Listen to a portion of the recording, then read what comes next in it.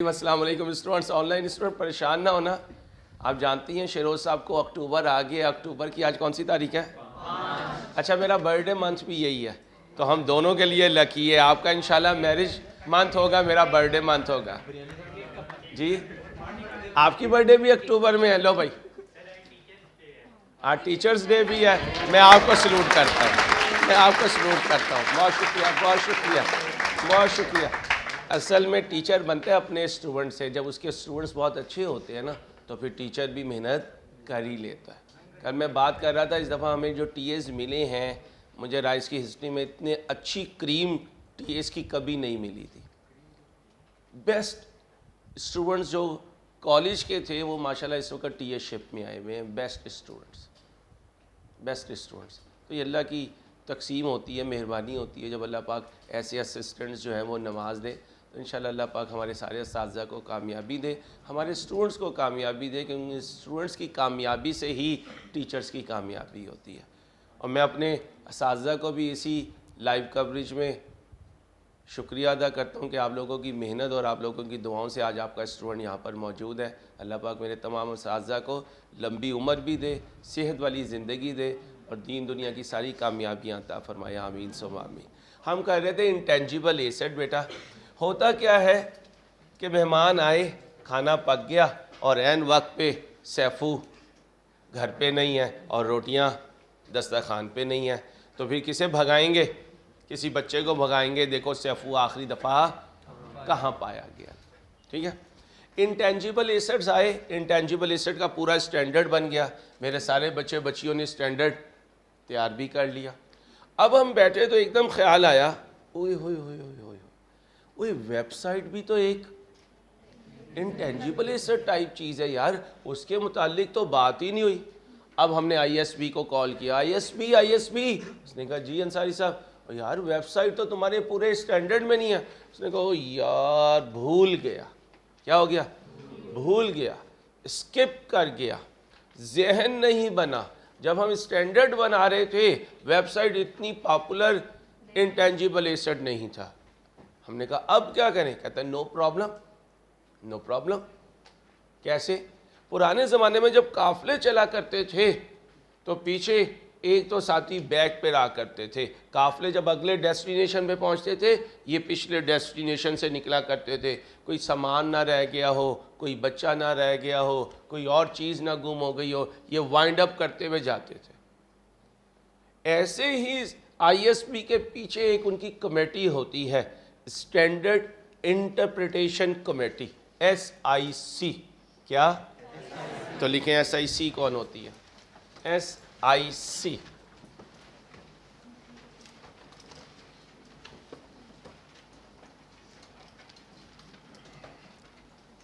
कौन? बोलें। Standard interpretation committee. ये मेरी जिन बच्चियों ने लेट ज्वाइन किया, काइंडली कुछ कवर कर लीजिएगा। अरसल साहब पीछे टीए हैं, वो आपको गाइड कर देंगे ताकि आपका नुकसान ना हो। SIC, standard interpretation committee. अब इसका क्या काम होगा? समझ तो गए होंगे। स्टैंडर्ड जिन चीज़ों को भूल जाता है, स्किप कर जाता है। जब स्टैंडर्ड प्रेपरेशन हो रही थी, इनकी इतनी वर्थ नहीं थी कि इन्हें स्टैंडर्ड में इनकॉर्पोरेट किया जाए, तो SIC कहता है कि हम आपको सपोर्ट करेंगे। तो फिर IS 38 के बाद SIC ने वर्क किया और एक इंटरप्रिटेशन दी, उसका नाम है 32। क्या? लिखें SIC 32। अब SIC 32 हमें क्या गाइड करेगी? How to deal with the websites as intangible assets. How to deal with websites as intangible asset. अब भाई ज़रा मुझे बताने, मैं नंबर्स का एक्सपर्ट हूँ या वेबसाइट का एक्सपर्ट हूँ? नहीं, आपने अपने बिजनेस की वेबसाइट बनानी होगी तो अंसारी वेबसाइट वाले के पास आ जाइएगा। ऐसा नहीं होगा ना भाई, मैं वेबसाइट बनाने वाला नहीं हूँ। वेबसाइट बनाने वालों की एक अलग लाइन होती है, तो फिर आप भी वेबसाइट बनाने वाले नहीं है ना। आप इंशाल्लाह जब अपनी ऑडिट फॉर्म ओपन करेंगे, अपना कारोबार ओपन करेंगे, तो फिर आप भी अपनी वेबसाइट बनाएंगे। और जब आप किसी कंपनी के CFO होंगे तो उस कंपनी की वेबसाइट को आप अपडेट करवा रहे होंगे। तो ये हमारी लाइन ऑफ एक्सपर्टीज़ नहीं है। लेकिन जैसे रिसर्च एंड डेवलपमेंट में हमने डिस्कस किया कि स्टैंडर्ड हमारा साथ देगा, यहाँ पर भी हमें कौन साथ देगा? SIC। अब आप कहेंगे SIC कहाँ पाई जाएगी? इन्हीं 3 बुकलेट्स पे पाई जाएगी जो आपने ऑर्डर किया हुआ। तो आज जाकर आप जब बुकलेट्स खोलेंगे तो आपको उसमें क्या मिलेगी? SIC 32 किसको डील करेगी? वेबसाइट को। मैंने कोशिश की है कि इसकी भी स्लाइड्स बनाकर आपके साथ डिस्कस कर लूं, ताकि आप जब गो थ्रू करें वेबसाइट वाला टॉपिक तो आपको परेशानी ना हो।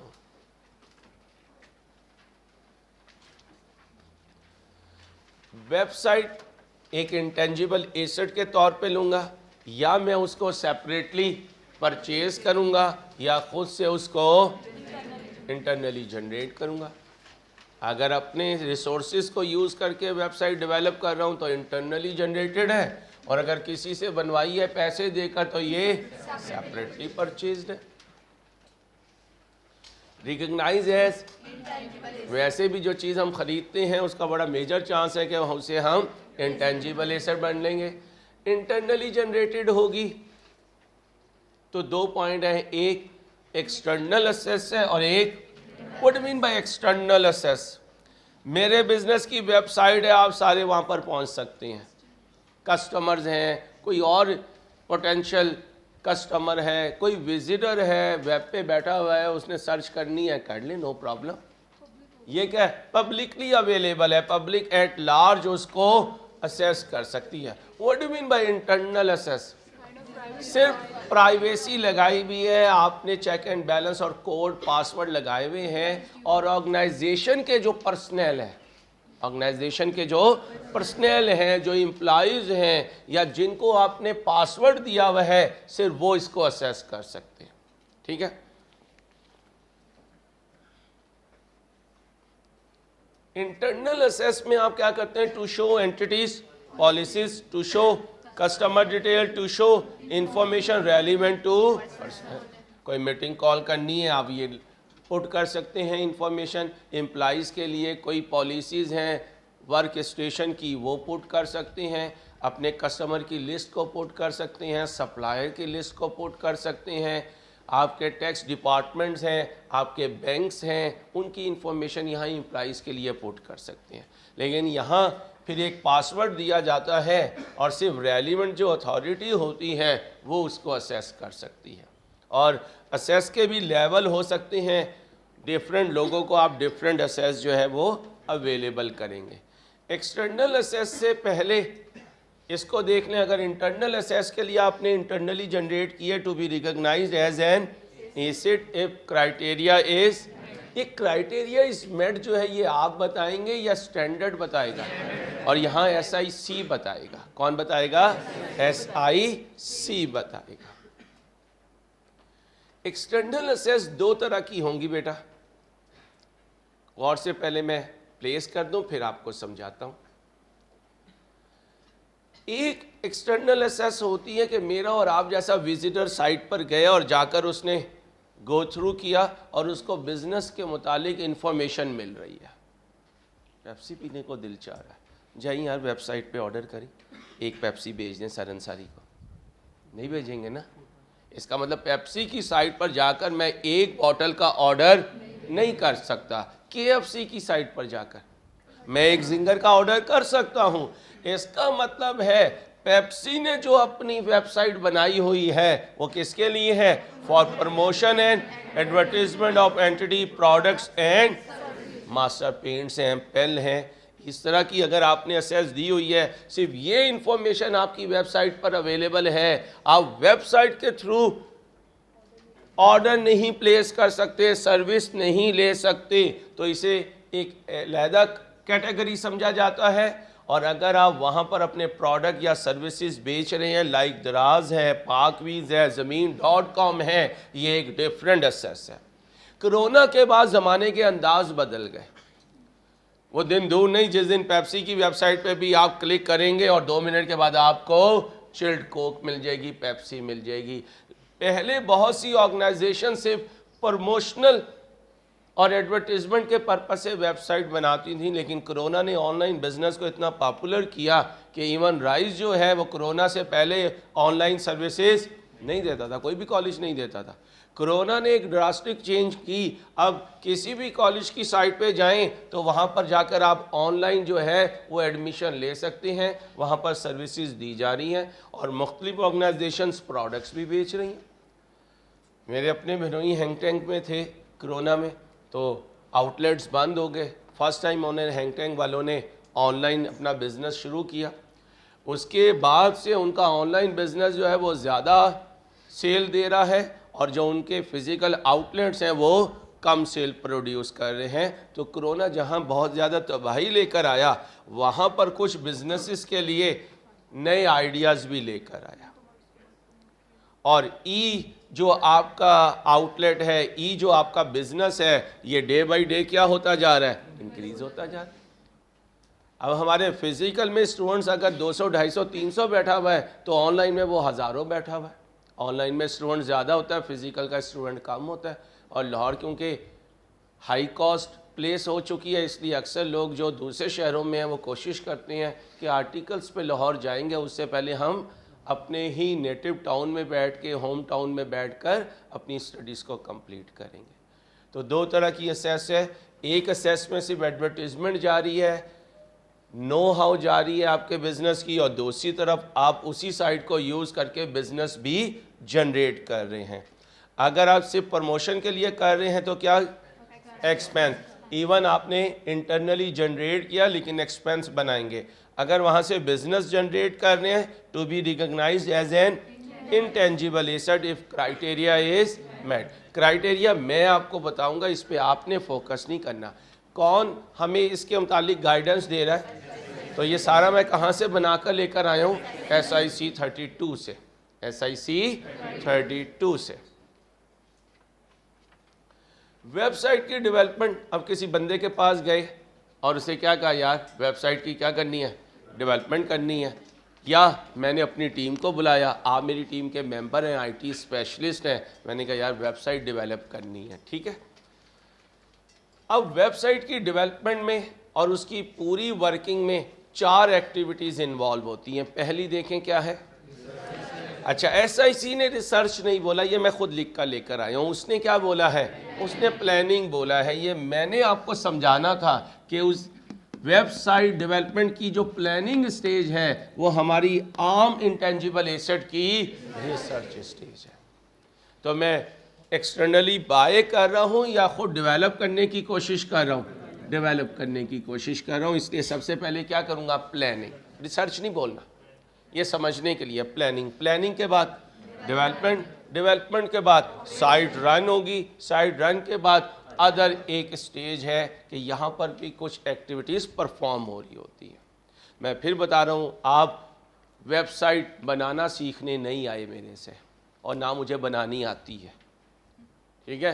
पता चले शाम में आप किसी दोस्त के पास बैठे हैं और उसे कहने यार मेरा एक टॉपिक है वेबसाइट डेवलपमेंट, काइंडली 2 महीने तो मेरे इस पे लगवा दे। तो भाई ये सिर्फ 5 से 7 मिनट का खेल है जितना हमें चाहिए, बाकी वो बेचारा जाने और उसका काम जाने, अपने लेवल को समझे। आपका लेवल क्या है? सर अभी तो कुछ भी नहीं है सर, अभी तो किसी से 500 रुपये भी मांगे तो वगैरह पहले पिछले लिया। सैफू पैसे कहाँ से आए थे? सैफू किसके घर से?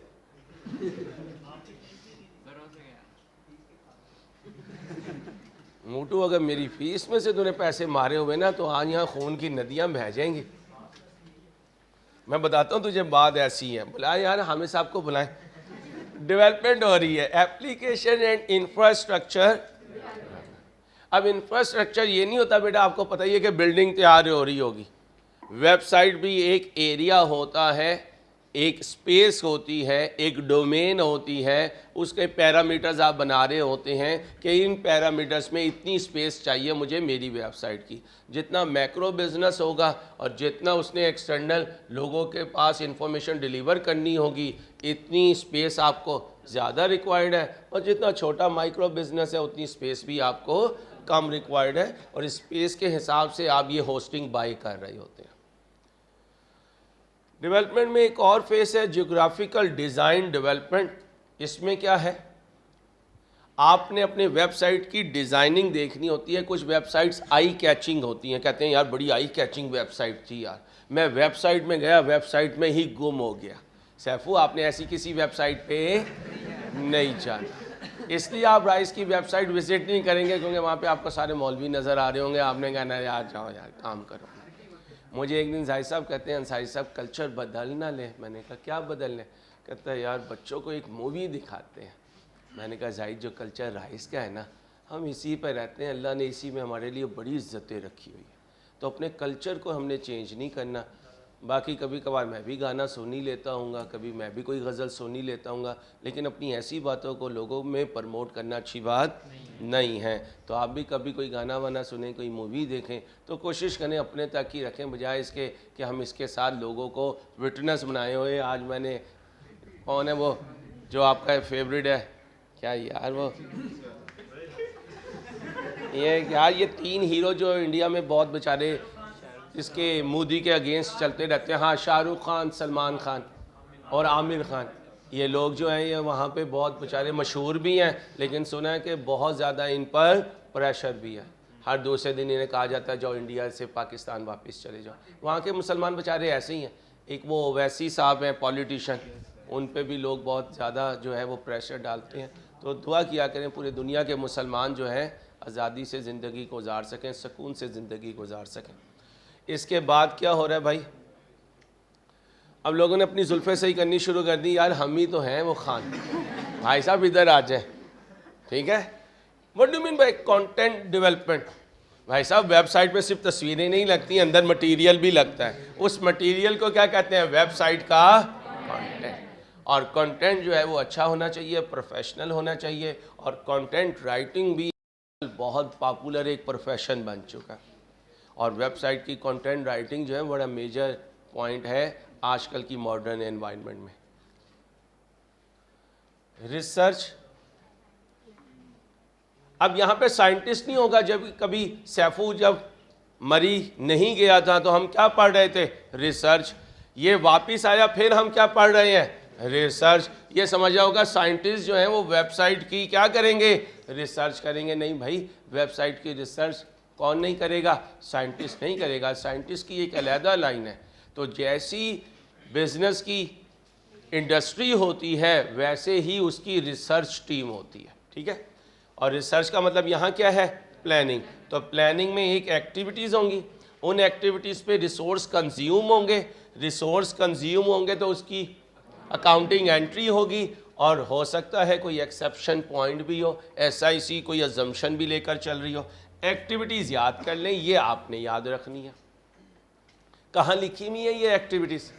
SIC 32 में लिखी हुई है, इसलिए हमें याद करने की ज़रूरत नहीं है। मंडे को जो टेस्ट होगा वो स्टैंडर्ड्स के साथ होगा। अब जिसको SIC पढ़ के आया हुआ होगा, मैं ये एक्टिविटीज़ दूंगा। फिजिबिलिटी स्टडी है, defining hardware and software specification है, evaluating alternatives product and suppliers and selecting preferences. अब ये प्लानिंग हो रही है। ये क्या हो रही है? प्लानिंग हो रही है। और इस प्लानिंग में ये एक्टिविटीज़ हो रही हैं। हर एक्टिविटी पे क्या लग रहा है? रिसोर्स लग रहा है। क्या लग रहा है? यहाँ से मेरा काम शुरू होने लगा। अब मुझे एक क्वेश्चन आएगा, आज ही करवाऊंगा पास पेपर, क्वेश्चन आएगा उसमें ये एक्टिविटीज़ होंगी। आप SIC 32 ओपन करेंगे, अच्छा ये एक्टिविटीज़ हैं, अच्छा प्लानिंग की है। अब आपको क्या चाहिए एज अ चार्टर्ड अकाउंटेंट? उसकी ट्रीटमेंट। क्या ट्रीटमेंट आ गई?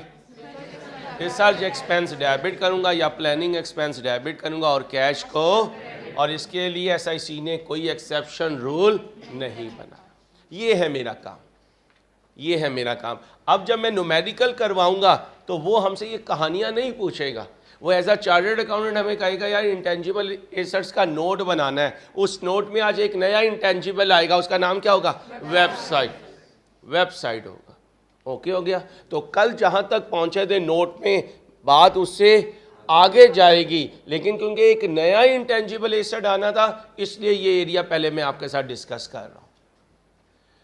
अब क्या होने लगा भाई? Development, application and infrastructure. इसमें भी क्या होंगी? एक्टिविटीज़ होंगी और फिर उन एक्टिविटीज़ पे रिसोर्स लगेगा, रिसोर्स भाई रिसोर्स की एंट्री होगी और फिर कोई एक्सेप्शन रूल होगा। अब एक्टिविटीज़ ये सारी हैं। डेवलपमेंट स्टेज पे क्या कर रहे हो?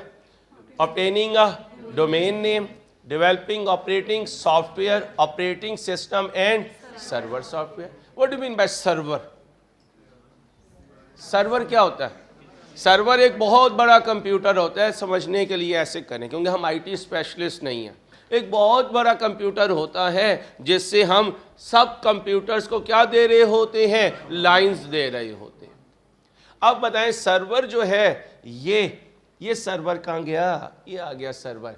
इसको IS 16 समझूं या IS 38? आप बताएं। सर्वर को 16, कंप्यूटर बड़ा कंप्यूटर किस कैटेगरी में आता है? 16 में आता है। तो फिर सर्वर भी किस में आएगा? 16 में आएगा। किस में आएगा? 16 में आएगा। नहीं, एंड सर्वर सॉफ्टवेयर का मतलब है कि सर्वर के अंदर भी तो सॉफ्टवेयर होगा ना। बड़ा कंप्यूटर हो उसके अंदर भी सॉफ्टवेयर होगा और छोटा कंप्यूटर हो उसके अंदर भी सॉफ्टवेयर होगा।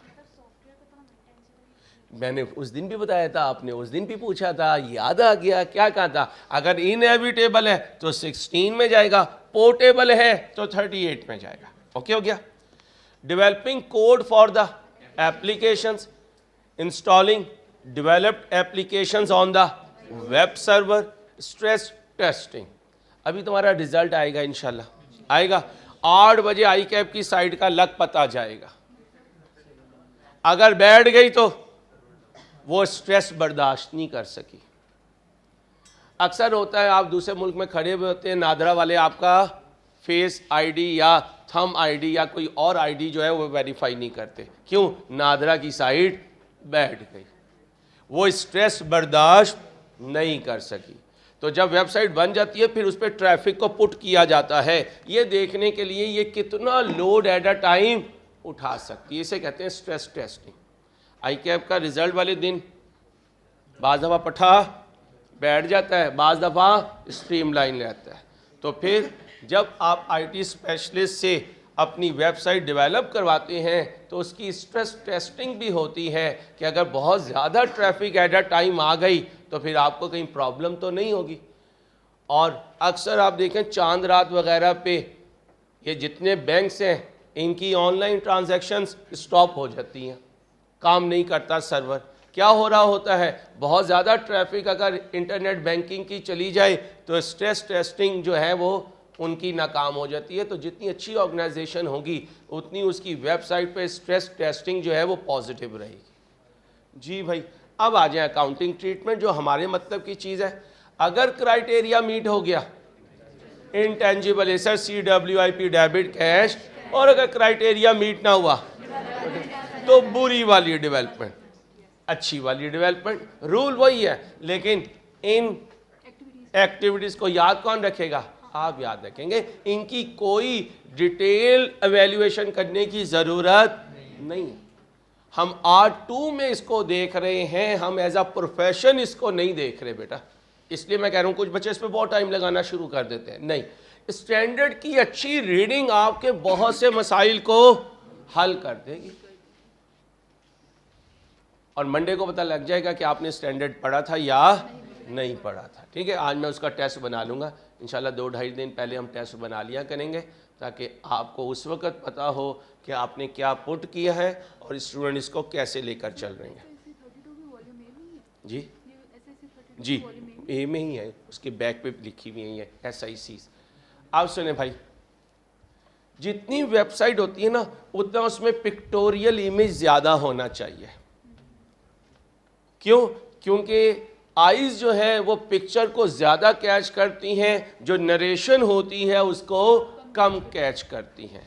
इसलिए अच्छी साइट वो समझी जाती है जिस पे पिक्टोरियल इमेज क्या हो, ज़्यादा हो। वो क्या कह रहा है? अगर आपने if advertisement expenses then expense, किस पर? पिक्चराइजेशन पर। आप देखते हैं ये खड़े में भाई शहरोज़, ये पार्ट टाइम किसी TV चैनल में भी होते हैं, किसी न्यूज़ लेटर की भी क्या कर रहे होते हैं? पिक्चराइजेशन कर रहे होते हैं।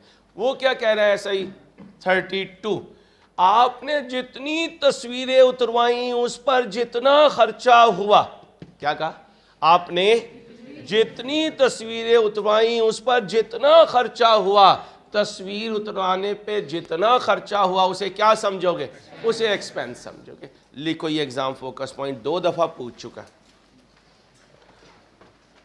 वेबसाइट डेवलपमेंट में जितनी पिक्चराइजेशन पर एक्सपेंस आया,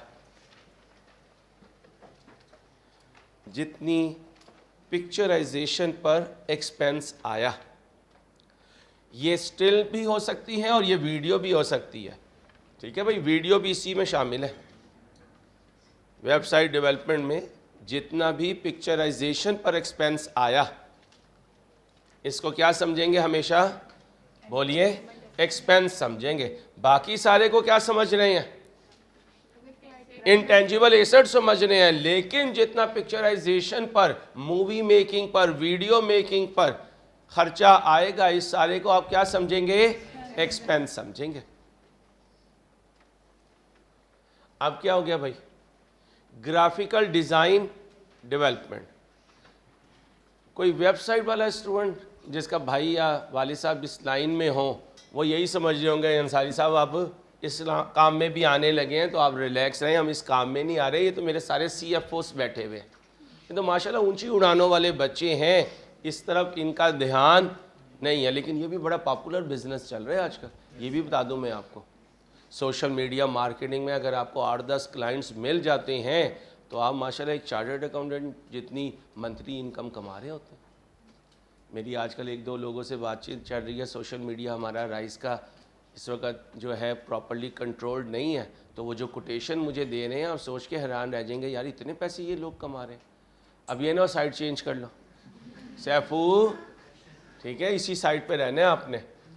आए जी, अब ये एक्टिविटीज़ कौन याद रखेगा, आप क्या है, designing the appearance of web page की अपीयरेंस कैसी होगी, कैसा लगेगा, क्या इसकी हमने पैरामीटर्स बनाने हैं, क्या इसके लिए स्टैंडर्ड्स हमने बनाने हैं, इसकी अकाउंटिंग ट्रीटमेंट क्या होगी, क्राइटेरिया मीट हो गया तो, और क्राइटेरिया मीट ना हुआ तो कोई एक्सेप्शन तो नहीं है, एक ही है, पिक्चराइजेशन पे जितने पैसे लगेंगे वो एक्सपेंस होंगे।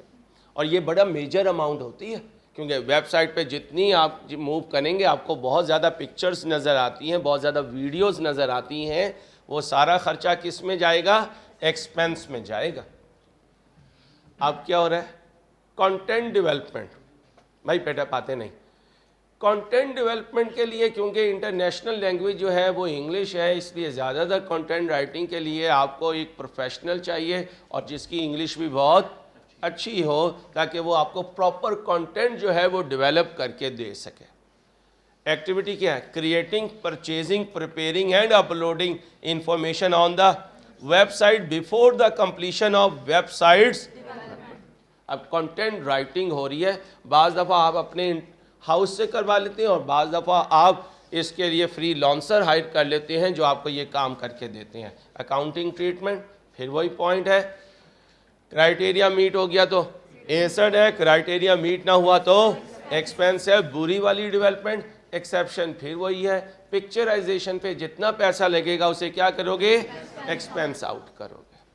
अब आप कहेंगे सर अगर ना लिखा हुआ क्राइटेरिया मीट हुआ, वेरी सिंपल, जितना प्लानिंग पे लगेगा वो एक्सपेंस होगा, जितना डेवलपमेंट में लगेगा वो एसेट होगा।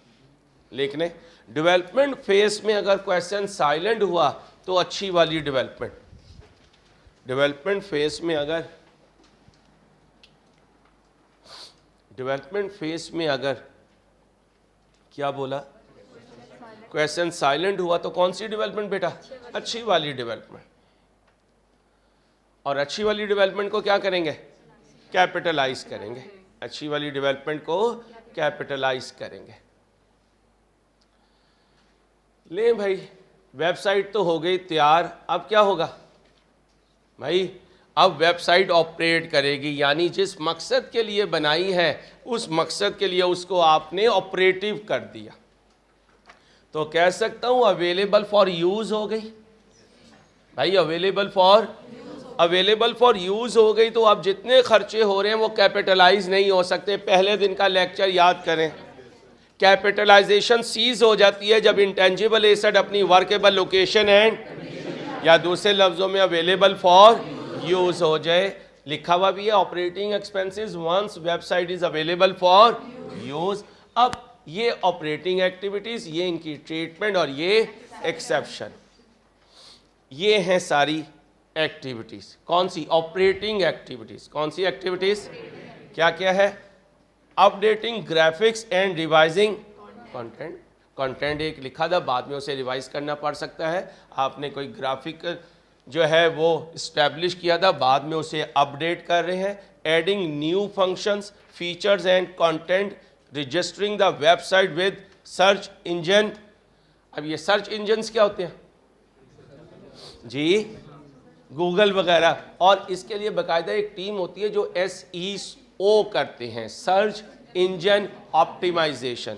इनका काम क्या होता है? आप लिखें बेस्ट कॉलेज ऑफ CA इन लाहौर, अब पीछे बैक हैंड पे राइस की टीम इस पे काम कर रही होती है। स्टूडेंट जैसे ही ये क्लिक करेगा, राइस का नाम अगर आ रहा है तो ये टीम SEO में बेटर परफॉर्म कर रही है।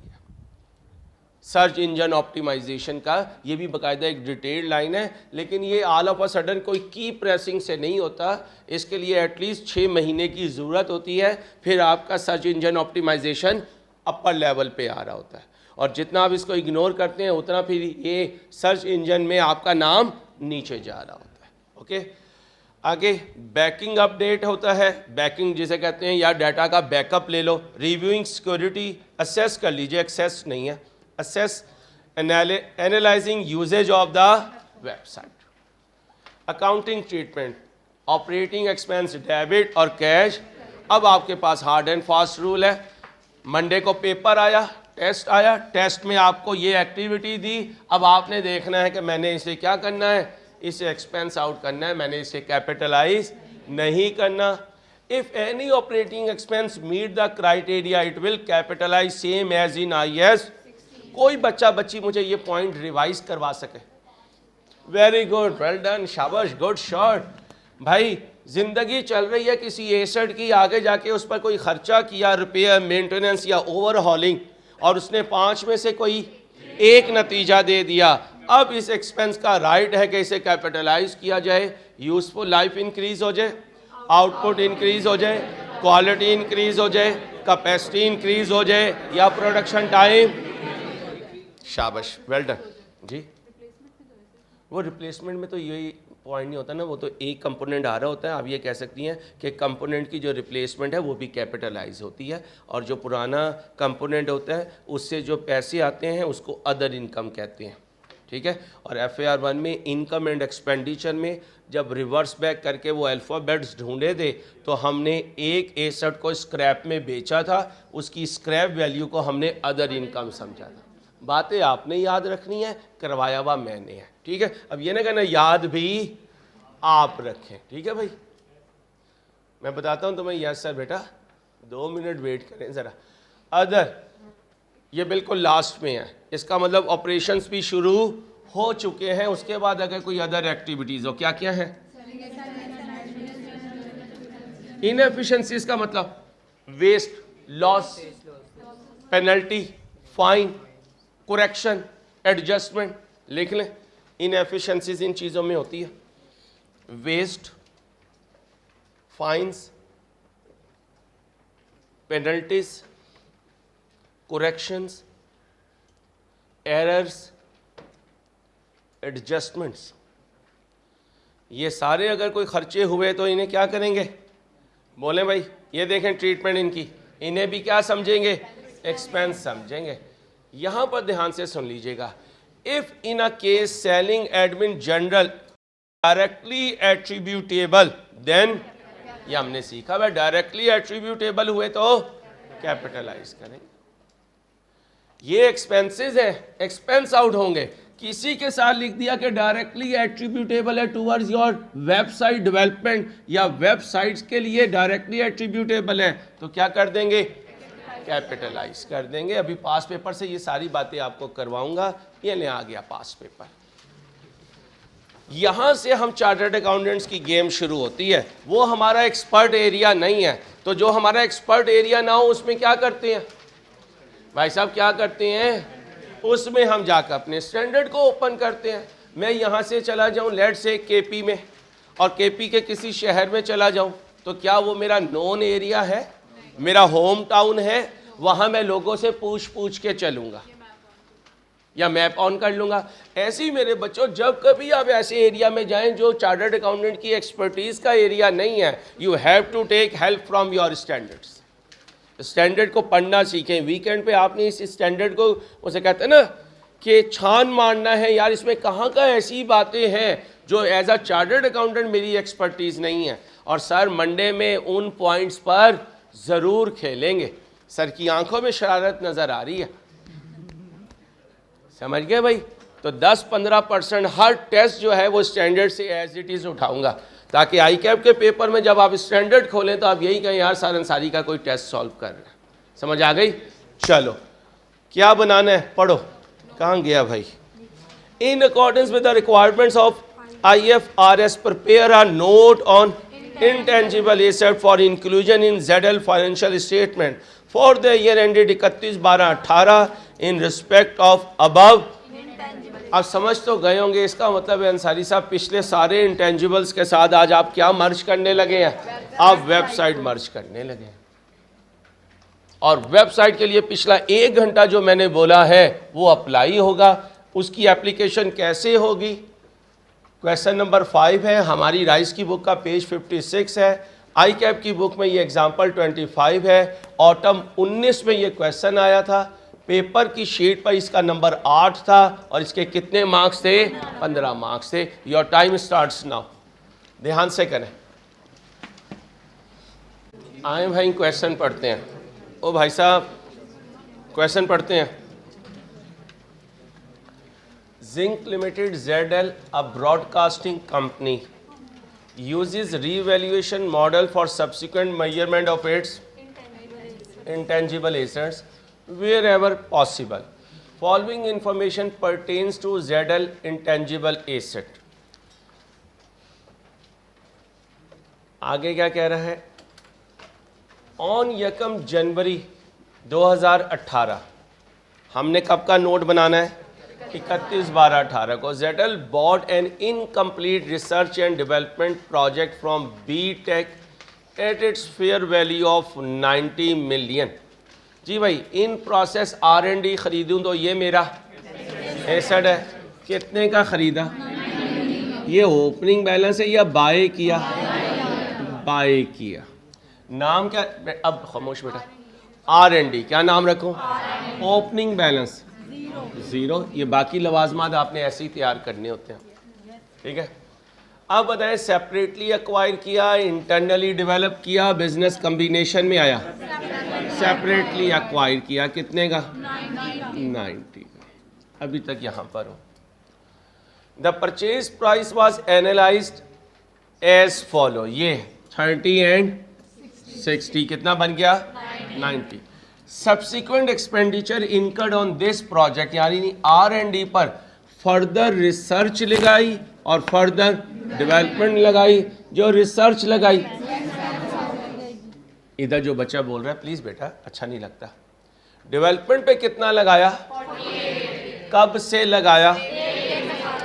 Recognition criteria for capitalisation of अच्छी वाली development was met on 1/3/18।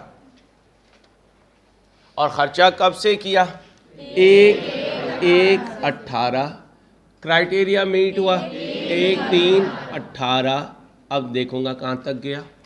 All cost are incurred evenly from 1 January 18 till project completion, और कंप्लीशन डेट है,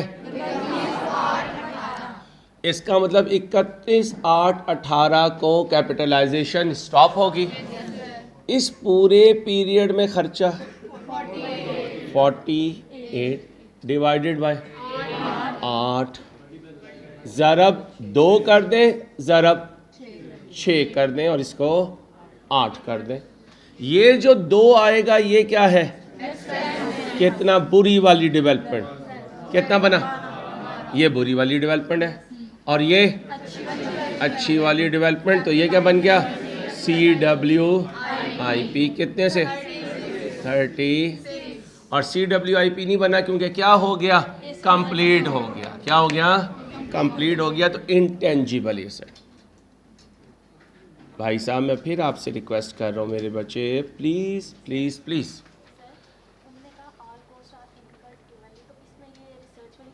हाँ लेकिन वो तो सारी की सारी क्या है, एक्सपेंस ही है जी। रिसर्च जितनी भी हुई होगी, जब मर्जी हुई होगी, उसे लेके कहाँ जाना है, एक्सपेंस में। वो तो कैपिटलाइज हो ही नहीं सकती जी।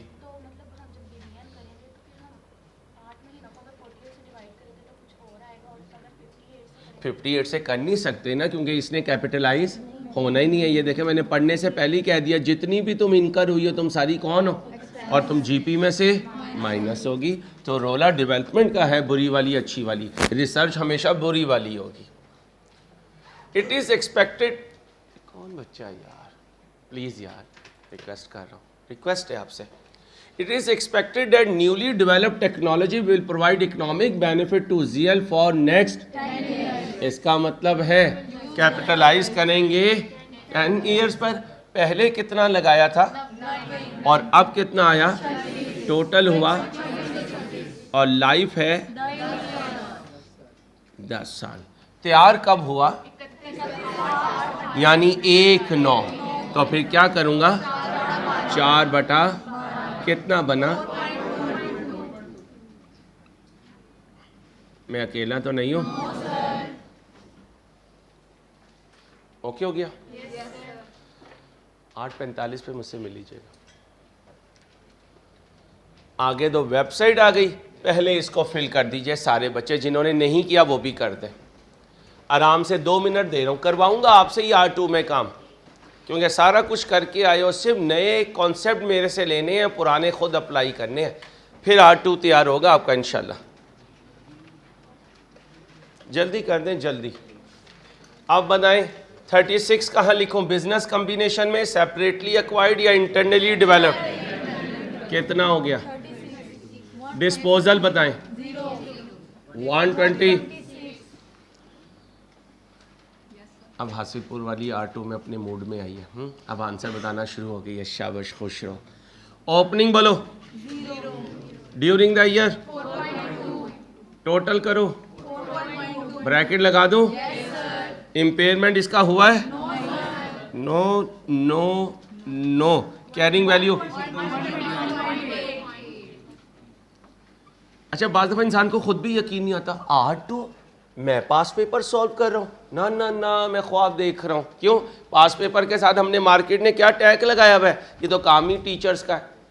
कभी 6ठी 7वीं क्लास में भी हमने कोई पास पेपर सॉल्व कर सकते हैं, नहीं कर सकते। भाई आप सब कुछ कर सकते हैं अल्लाह के फजल से, अगर इंट्रो और FR1 आपकी पॉकेट में।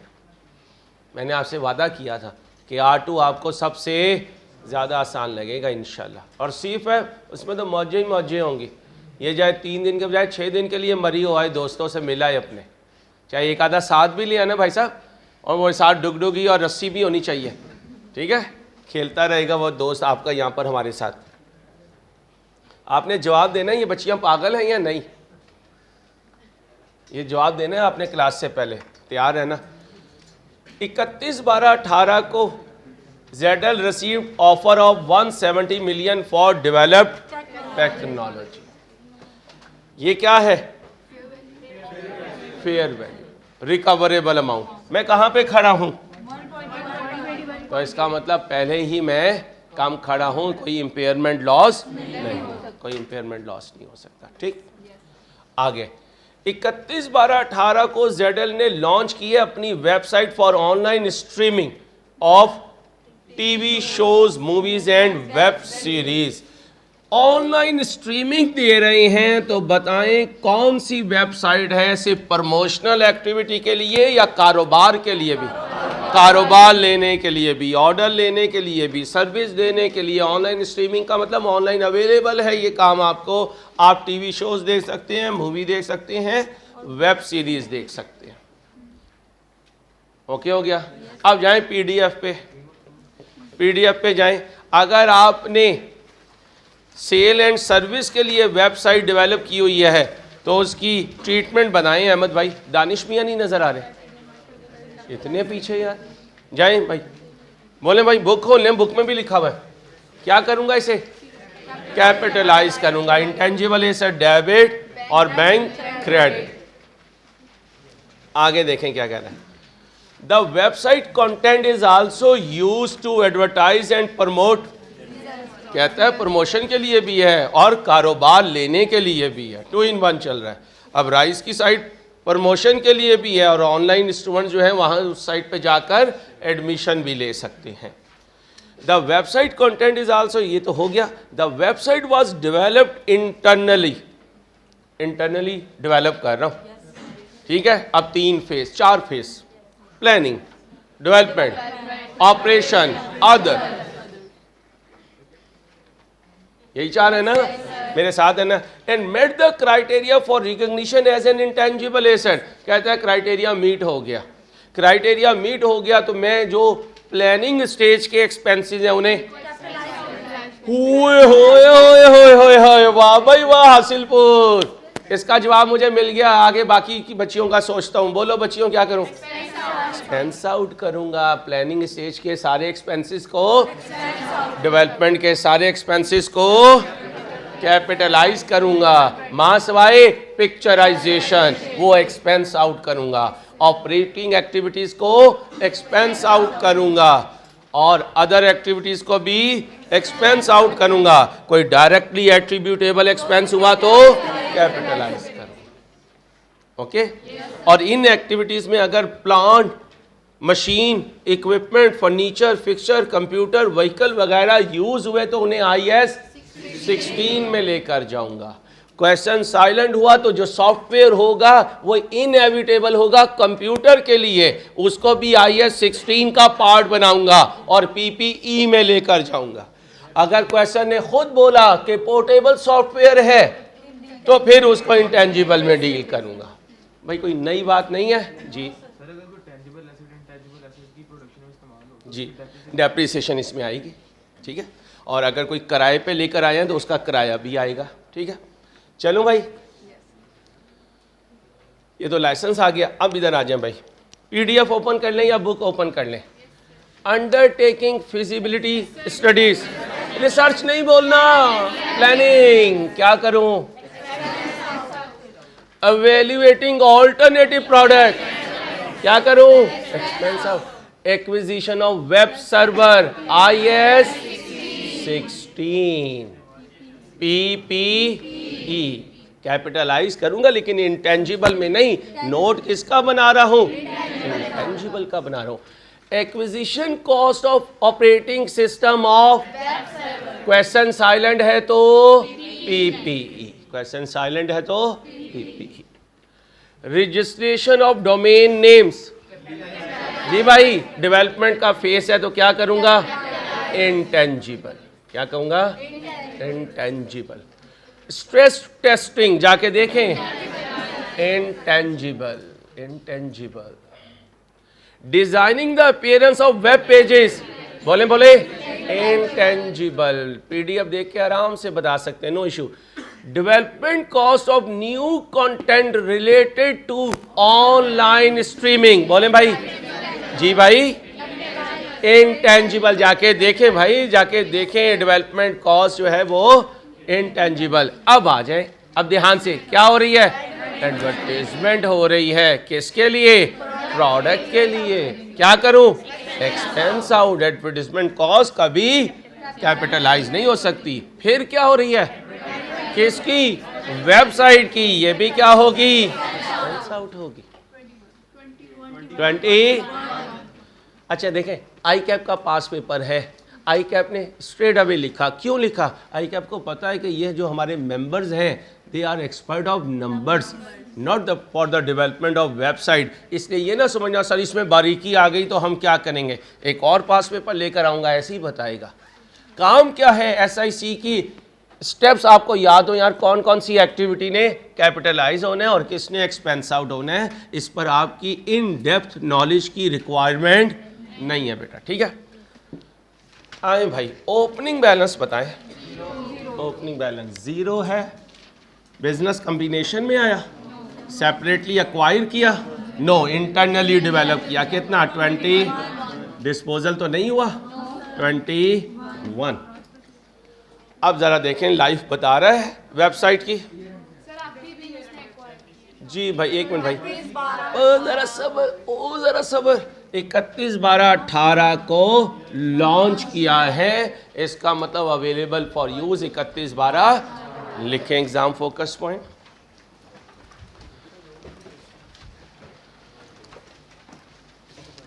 साल के आखिरी दिन अवेलेबल फॉर यूज़ हुआ, साल के आखिरी दिन अवेलेबल फॉर यूज़ हुआ, इसलिए अमोटाइज नहीं कर रहे। इम्पेयर कर सकता हूँ जी, हो सकता है, वेल डन, हो सकता है, लेकिन सर कोई डेटा नहीं गिवन। याद रखना, FAR1 में एग्जाम फोकस पॉइंट रजिस्टर पे लिखा हुआ है, इम्पेयरमेंट किसी पर्टिकुलर डेट की एक्टिविटी का नाम है और डेप्रिसिएशन ओवर द पीरियड की एक्टिविटी का नाम है।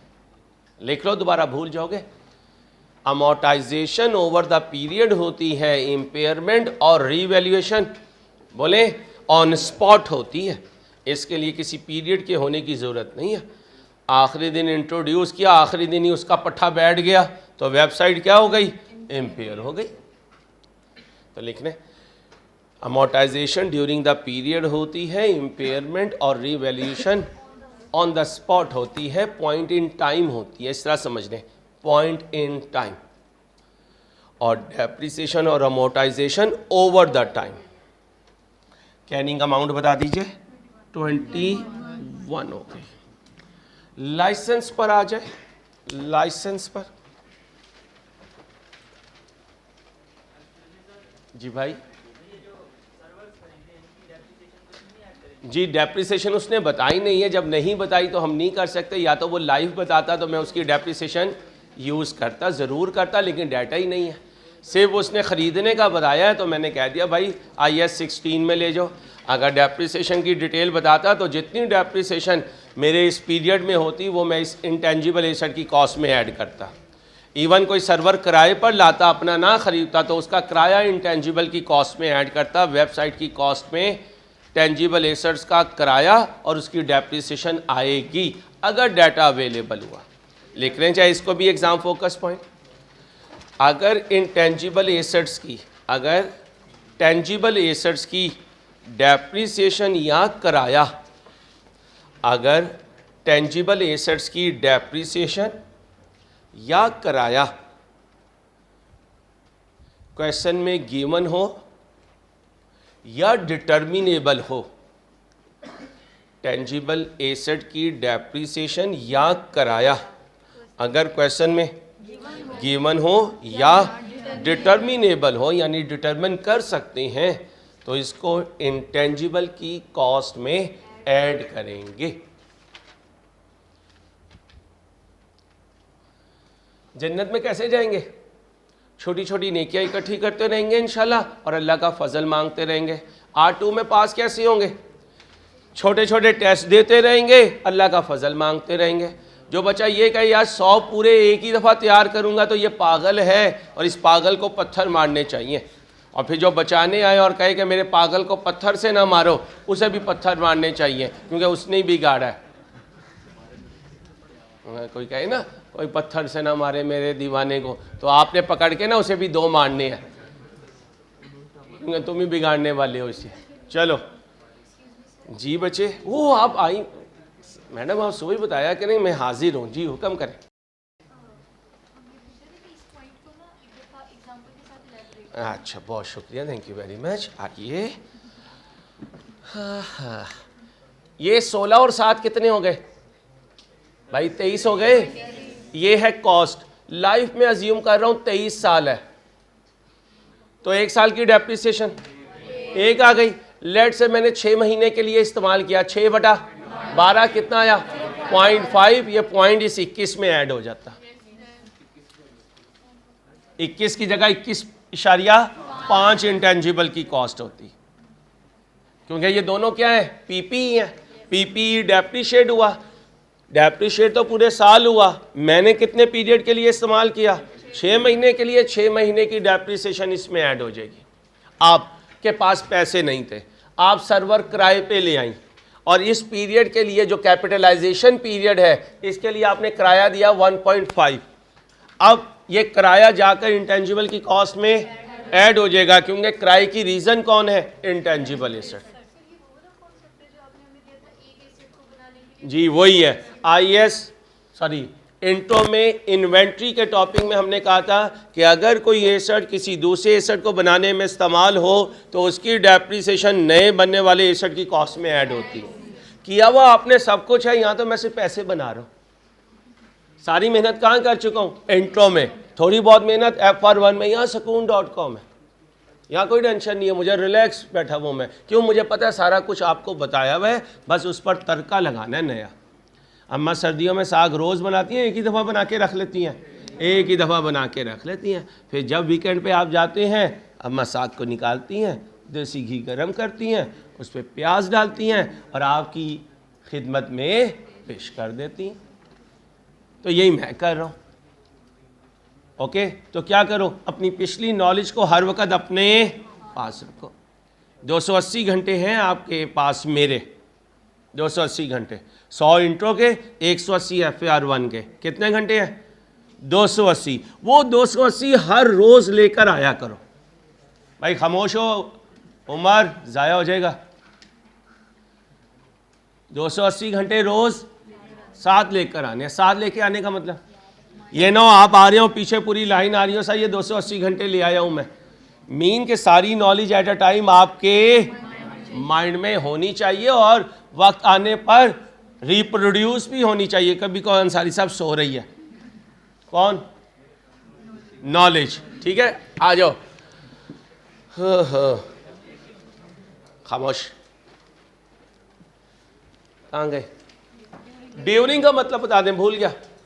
पहले दिन क्या हुआ? Licensing authority intimated that broadcasting licence of one of ZL channels will not be further। लो भाई, अब ज़रा ध्यान से, कब बताया उन्होंने कि मिस्टर अंसारी आपका जो टीवी चैनल हमने अलाउ किया हुआ था वो फर्दर रिन्यूअल में नहीं। ZL had obtained this license for indefinite period on 1/1/12 को। What do you mean by indefinite? हाँ, ये नहीं कहना इन्फिनिटी पीरियड, हम उसकी लाइफ डिटरमिन नहीं कर सकते। बाय पेइंग 150 मिलियन, 150 का लिया था, subject to renewal fee of 0.3 million at every 5 year. Up to last year, this license was expected to contribute to SL cash inflow for indefinite period। कब लिया था?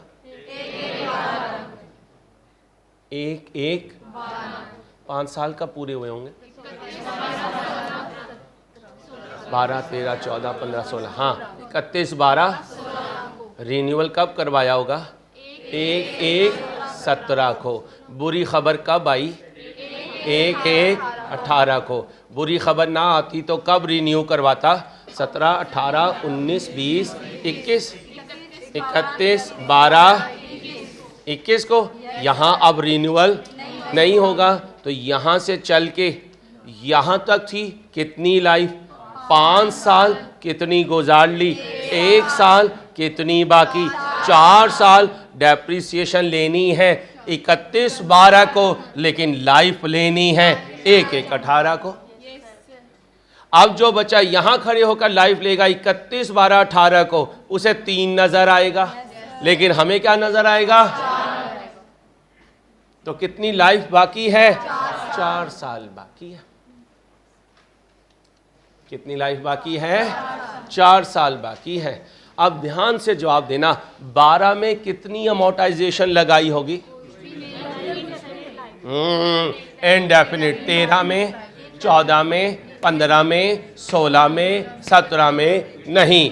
1/1/18 को पता चला क्या कि तुम इनडेफिनिट नहीं हो, तुम तो फाइनाइट हो और तुम्हारी लाइफ बाकी है।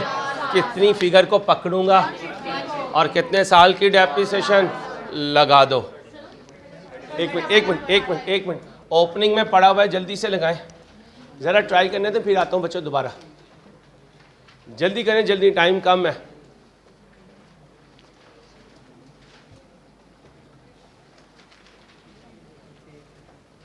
ओपनिंग में पड़ा हुआ है, कितना पड़ा हुआ है?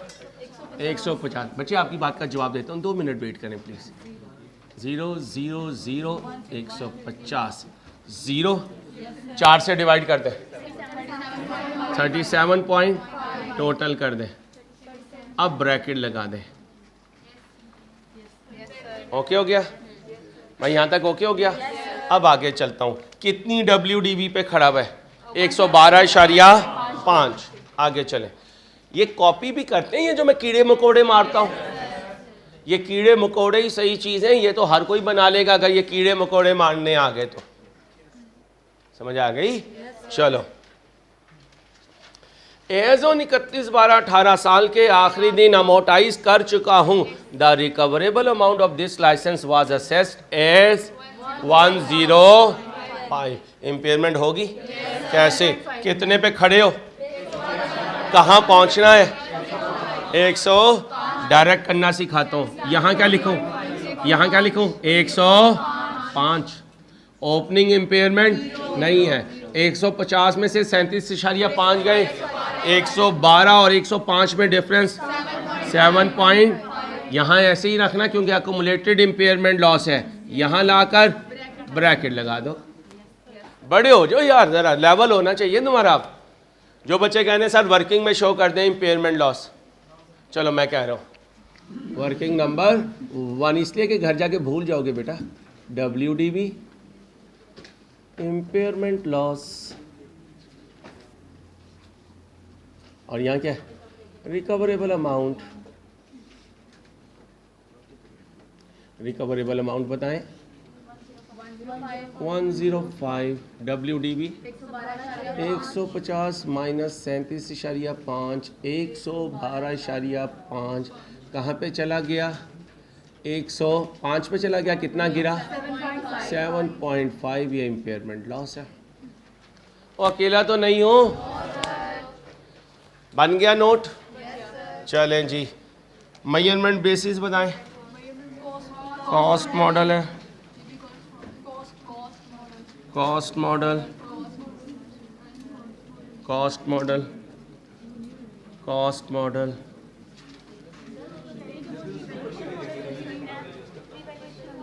किस पे, कहाँ लिखा हुआ है? हाँ, तो क्या कह रहा है? जहाँ रिवैल्यूएशन मॉडल यूज़ करता है लेकिन कहीं यूज़ नहीं हुआ तो किस पे चला? उसने साथ देखें क्या लिखा हुआ है, वेयर एवर, जहाँ रिवैल्यूएशन करवाता वहाँ कह देता है। इसका मतलब उसने ओपन हार्ट रखा हुआ है लेकिन रिवैल्यूएशन नहीं करवाई है। 10 ईयर्स। नेक्स्ट, क्यों आप बताए नहीं है? Not applicable 4 years. बेटा बातें नहीं ना यार, प्लीज़। टोटल का कॉलम रिक्वायर्ड नहीं है लेकिन आप घर जाके बना लेना। ओके हो गया। अब इस पर एक और छोटा सा क्वेश्चन 10 मिनट में करेंगे ताकि वेबसाइट हमारी पक्की हो जाए और हम उसका लोड उठा सकें। ठीक है जी मेरे दोस्त? किस में जी? ये वाली, ये कब की होगी? कब की थी? 17 में। मैं कब का नोट बना रहा हूँ? 18 का। ओके हो गया। और यहाँ उसने नहीं बताया कि ये मिनिमल है या कंसिडरेबल, और है ये मिनिमल। कितने का ख़रीदा था? और 0.3 क्या है? मिनिमल। तो इसका मतलब है इसने पास्ट में इसे जब इनकर किया होगा तो क्या कहा होगा? Expense debit. इसलिए कितने पे आ रहा है? 150 पे। अगर ये कंसिडरेबल होती तो ये फिगर ऑलरेडी इसमें ऐड होकर यहाँ पर आ रही होती, फिर 150 ना होता, 150 से ज़्यादा होता। इस पॉइंट को लिख लें, लिख लें इस पॉइंट को। आगे बेटा, सॉरी उस वक्त भूल गया। मिनिमल कॉस्ट पर रिन्यूअल की वजह से ओरिजिनल परचेज प्राइस ही लेकर चले। मिनिमल रिन्यूअल कॉस्ट की वजह से, मिनिमल रिन्यूअल कॉस्ट की वजह से ओरिजिनल प्राइस ही लेकर चले। ओरिजिनल कॉस्ट क्या ले? ओरिजिनल कॉस्ट ही लेकर चले। अगर ये कंसिडरेबल कॉस्ट होती, अगर ये बोले कंसिडरेबल कॉस्ट होती तो हम ओपनिंग में 150 में ऐड करके लिखते, 150 में ऐड करके लिखते। इधर एक बच्ची कह रही थी, मैंने पहले भी रोका जी। सर यहाँ पे लिखा हुआ है कि जियल ने ऑब्टेन किया लाइसेंस 11/12 को जी। उसके बाद उसने साथ ही बताया कि उसका रिन्यूअल 5 साल बाद होगा, ठीक है? तो जब उसने हमें लीगल लाइफ तो जैसे पता चल रही है, यूजफुल लाइफ अगर हम इंडेफिनेट ले लें और लीगल लाइफ हम 5 इयर्स ले लें तो शॉर्टर आउट का कंसेप्ट लगना चाहिए यहाँ पे। तो शॉर्टर का ही लगाया सर आपने उसको अमोर्टाइज नहीं किया ना, 5 साल अमोर्टाइज नहीं किया। During 18 licence authority intimated that broadcasting licence of one of ZL channel will not be further renewed. कब बताया ये उसने? सर ये तो 1/1/18 को। तो लाइव कौन सी चल रही थी फिर? इनडेफिनिट। क्यों? जब आपको ये लाइसेंस मिला तो उस वक्त आपके जहन में क्या था? रिन्यूअल करवाएंगे। कब तक करवाएंगे? हर 5 साल बाद। कब तक करवाएंगे? करवाते रहेंगे। तो इसका मतलब आप खुद कह रहे हैं कि लाइफ कौन सी रहेगी? इनडेफिनिट रहेगी। यूजफुल लाइफ भी इनडेफिनिट, लीगल लाइफ भी इनडेफिनिट। तो लोअर दोनों में से लूँ तो इनडेफिनिट, इसलिए अमोर्टाइज नहीं हुआ। अगर वो कहता कि 20 साल तक होता, फिर मैं आपकी बात मानता कि यूजफुल लाइफ अगर इनडेफिनिट है तो लीगल लाइफ जो है वो 20 साल है। यहाँ पर उसने कोई बात नहीं बताई, तो इसका मतलब है शॉर्टर दोनों में इनडेफिनिट है, इसलिए अमोर्टाइज नहीं हुआ।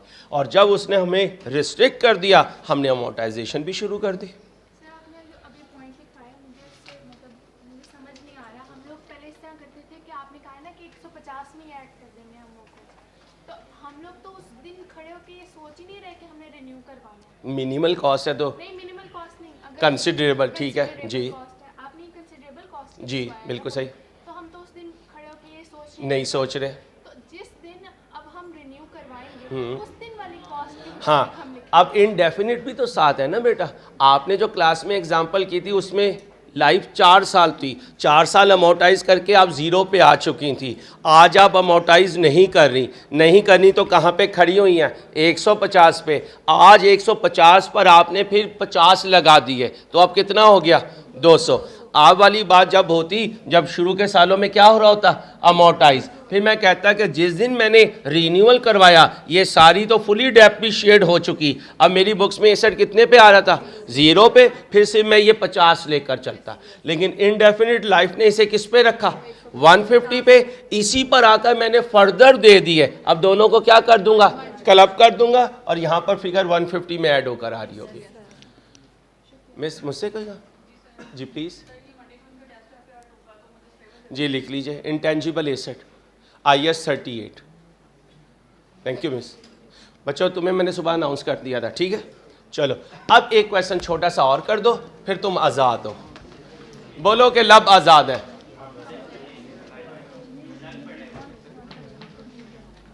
आओ